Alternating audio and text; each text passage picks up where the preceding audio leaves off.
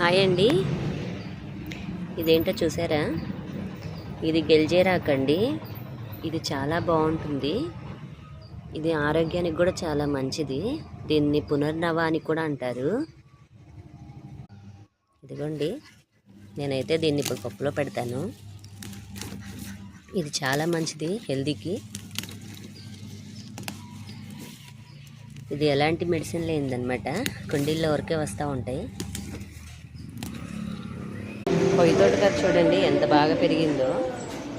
ఎంత పెద్ద చెట్టు అయిపోయిందో కొయ్య తోటకూర. దీన్ని కూడా మనం ఇరుచుకుంటే మళ్ళీ కొమ్మలు ఇలాగే వస్తుంది అన్నమాట. ఎంత చక్కగా పెరిగిందో చూడండి.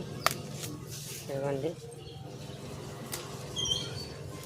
ఈ సమ్మర్కి ఇలాగా సరిపోద్ది మనకి. గులాబీ చెట్లో పెరిగింది, మళ్ళీ ఎగిరేసుకొస్తుందని.